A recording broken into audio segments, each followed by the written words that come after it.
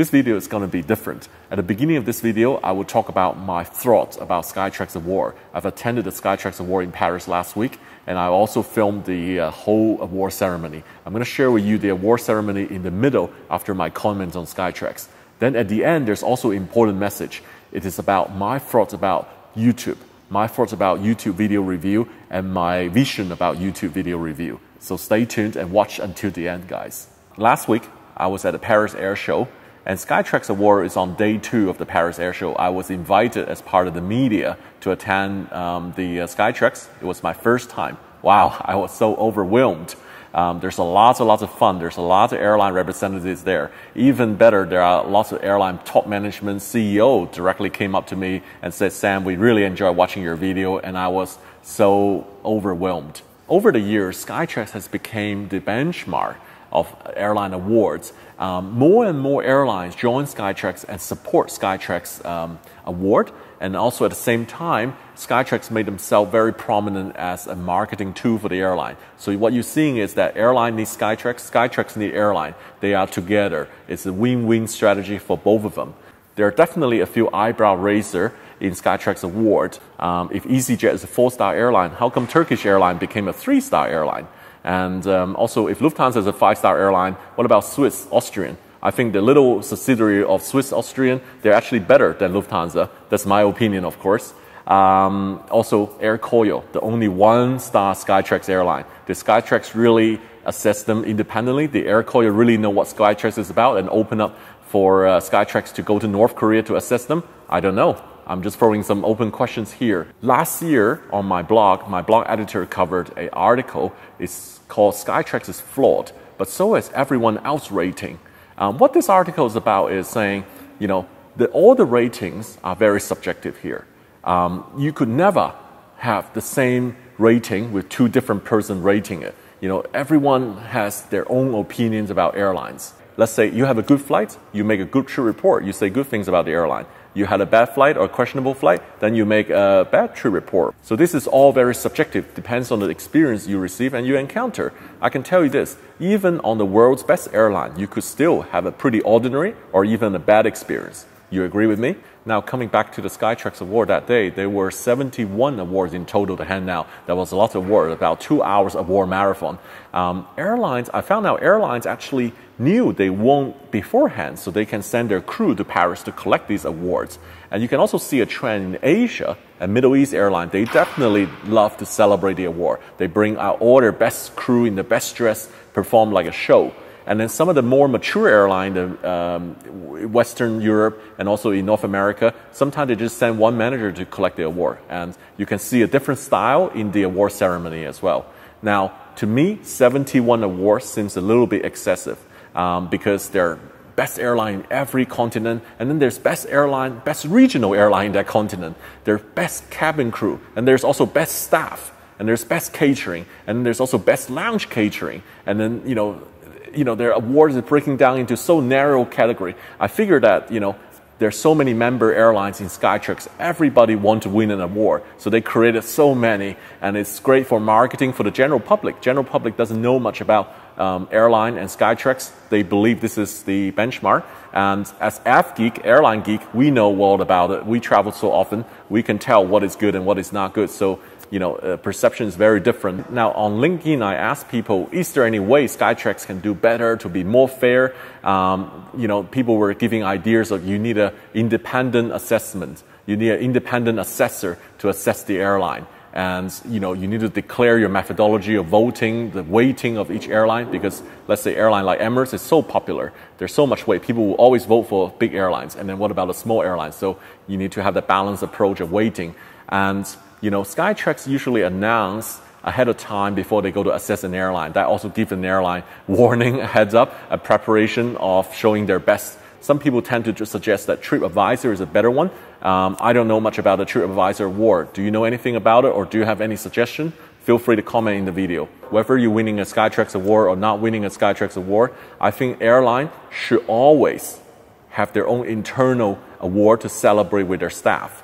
Because, you know, I've been traveling throughout all sort of weather, rain, shine, snow. I see how hard the staff works in the operation, you know, at the check-in counter, at the gate, at the RAM, the mechanic, everyone is ensured the smooth operation, on-time operation of the airplane. So I think there are lots of staff deserve award more than just an airline to deserve that. And I hope to see more airlines recognize that talents within the airline and to celebrate these talents. Welcome to the Skytrax Award 2019 in Paris.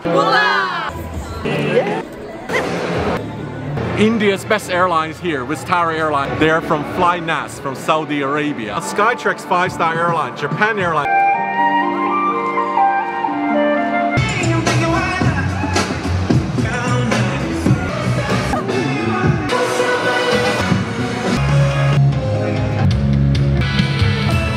Air Canada.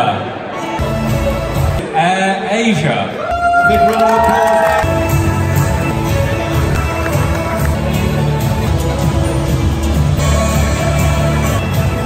5-star rated Lufthansa. And a big round of applause please for Aeroflot Russian Airlines.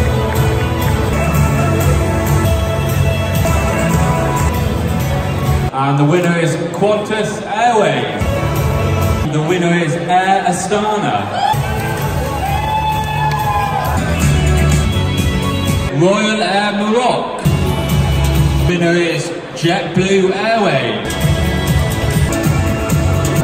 It's the Azerbaijan Airlines. It's EVA Air. Winner is Austrian. The winner is Air France. And the winner is Virgin Atlantic. And the winner is United Airlines for Polaris in San Francisco. Air Canada.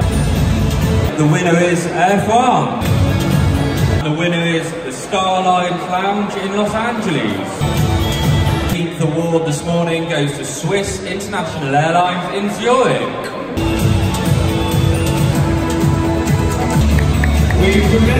And a big congratulations please to Japan Airlines. The award goes to Qatar Airways. And the winner is Singapore Airlines. The winner is Emirates. And the winner is EVA. The winner goes to Star Alliance. Is Air Transat. The award goes to Norwegian. ANA All Nippon Airways. The winner is Bangkok Airways. The winner goes to Singapore Airlines. We have an overall winner today. It's not their first time to take the title. In fact, it's a remarkable 5th year of achieving this award, and it goes to Qatar Airways. Airline of the Year. Ladies and gentlemen. Congratulations, winning again the Airline of the Year. It's good to see you again, sir. See you a long time. Yeah, I know. Congratulations. So this is a tribute to the hardworking staff in Singapore. Absolutely. Happy for them. Look at this. Yeah, Qatar Airways. The best airline staff in China. The best business. Best business class comfort amenities. Have you tried our award? Yeah, you've been 5-star for 9 years. Yes. Which award did you just win? Eastern Europe. Best airline in Eastern Europe, Aeroflot. The best airline in Central Asia, Air Astana. Mr. Go, congratulations. Skytrax, the best alliance, Star Alliance. Well, 10 times since 2005. 10 times winner. 4 years in a row. We're absolutely delighted. Thank you. We Well done. thank our customers. 5 years in a row, Thai Airways won the best airline lounge spa. So guys, that was it. It's a big celebration and recognition for all the airlines, for all the hard work from all the staff. I'm very interested to know, do you agree with all the awards, or do you think any other airline deserves to win? Please let me know and leave the comments. When we talk about the Skytrax thing, you actually open up more things I want to talk about. 80% of the time, I pay for my own tickets. I go on board, I spend a couple hours filming all the things, little details, engagement. You know, I do a lot of funny moves with the crew. I love filming the crew, the people. I love to celebrate on the flight. My style is very flamboyant, I guess. My style is also very spontaneous. I'm a very bubbly person. I get really turned on when I go on the plane. And the end result of that film I made is very marketable to the airline, no doubt. Even I myself was sometimes thinking, oh my gosh, this looks like a perfectly sponsored content by an airline. But at the end of the day, I pay for these air tickets. But maybe I'm just a geek, I'm just an aviation airline geek, I love the airline so much. I made a content, it looks so perfectly marketable. Now going forward, I really want to improve the transparency in my video. If I have been invited on the flight, I will say it in the beginning of the video or in the description. If the video is sponsored by a certain sponsor, of course, as most YouTubers make a living out of sponsorship, I will also mention about it clearly. I often hear that people are saying, Sam, you're famous now, the crew treats you better than the other passenger. In front of the camera, they do things differently. I don't disagree with you. In fact, I can totally understand where you're coming from. I'm totally conscious of this problem. I'm trying to use that influence positively. No, I think aviation is so broad. I'm constantly trying to contact airlines, air traffic control, airports, and I want to make content behind the scenes. I want to get more access, doing unique contents to benefit the viewership here. Of course, it benefits me as I gain that experience, but of course, I want to share that content out to everyone can see what is behind the Dubai Air Traffic Control Tower, what it's like to go to the most dangerous airport in Bhutan, in Paro, what it's like to go to the highest airport in China, and what it's like to fly on a made in China airplane. These are my new concepts of YouTube, and I hope you really like this kind of varieties. It's just a lot more than a basic flight review, what I used to do. And then there's also an instance people saying, Sam, your video only talk about positive things. You don't hardly making critical comments. I ultimately think criticism is a form of art. I actually thought through before I'm making any criticism here. I actually have to be balanced. I actually think about the both side argument.